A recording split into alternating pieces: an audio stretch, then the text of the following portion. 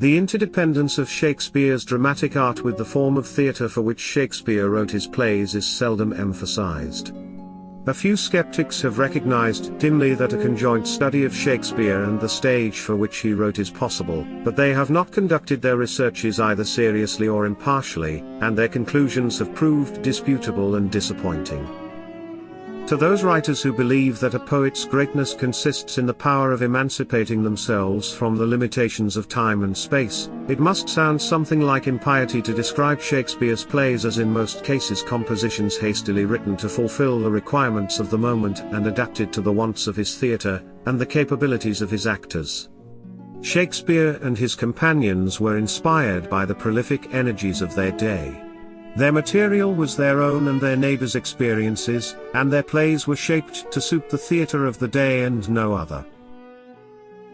One of the chief fallacies in connection with the modern notion of the Elizabethan stage is that of its poverty in color and setting through the absence of scenery, a notion that is at variance with every contemporary record of the theatre and of its puritanical opponents.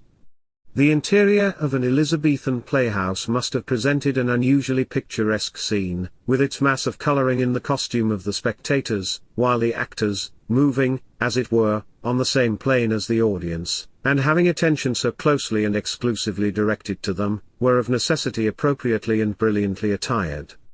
Shakespeare himself considered it to be the business of the dramatist to describe the scene, and to call the attention of the audience to each change in locality, and moreover he does this so skillfully as to make his scenic descriptions appear as part of the natural dialogue of the play. The naked action was assisted by the poetry, and much that now seems superfluous in the descriptive passages was needed to excite imagination.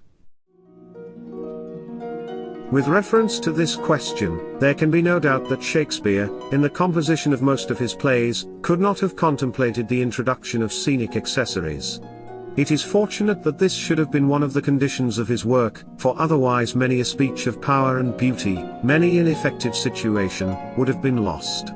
All kinds of elaborate attempts at stage illusion tend, moreover, to divert a careful observance of the acting, while they are of no real service to the imagination of the spectator, unless the author renders them necessary for the full elucidation of his meaning. That Shakespeare himself ridiculed the idea of a power to meet such a necessity, when he was writing for theatres like the Curtain or Globe, is apparent from the opening chorus to Henry V. It is obvious that he wished attention to be concentrated on the players and their utterances, and that all surroundings, excepting those which could be indicated by the rude properties of the day, should be idealistic.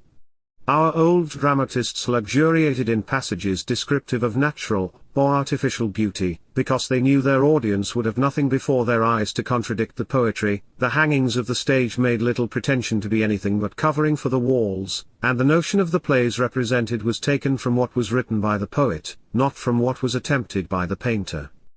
Shakespeare could not have failed to recognize that by employing the existing conventions of his stage he could the more readily bring the public to his point of view, since its thoughts were not being constantly diverted and distracted by those outward decorations and subordinate details which in our day so greatly obliterate the main object of dramatic work. As the absence of theatrical machinery helped playwrights to be poets, so the capacity of actors stimulated literary genius to the creation of characters which the authors knew beforehand would be finely and intelligently rendered. Nor were the audiences in Shakespeare's time uncritical of the actor's art, and frequent allusions in the old plays show that they understood what a clean action and good delivery meant. Attention was concentrated on the actors, with whose movements, boldly defined against a simple background, nothing interfered. The stage on which they played was narrow, projecting into the yard, surrounded on all sides by spectators. Their action was thus brought into prominent relief, placed close before the eye, deprived of all perspective. It acquired a special kind of realism which the vast distances and manifold artifices of our modern theatres have rendered unattainable. This was the realism of an actual event, at which the audience assisted, not the realism of a scene in which the actor plays a somewhat subordinate part. With regard to the boys who performed the female characters, it is specially to be noted that they were paid more than the ordinary actors, in consequence of the superior physical and vocal qualifications which were needed. Referring once more to the construction of the theatres, it is important to note that they differed most from modern playhouses in their size, not so much, perhaps, in the size of the stage as in the dimensions of the auditorium. The building was so made that the remotest spectator could hardly have been distant more than a dozen yards, or thereabouts, from the front of the stage. The whole auditory were thus within a hearing distance that conveyed the faintest modulation of the performer's voice, and at the same time demanded no exaggerated effort in the more sonorous utterances. Especially would such a building be well adapted for the skilled and rapid delivery for which Elizabethan players were famous. It was for such a theatre that Shakespeare wrote, where an actor of genius could satisfactorily develop to every one of the audience not merely the written, but the unwritten words of the drama, those latter which are expressed by gesture or by the subtle language of the face and eye.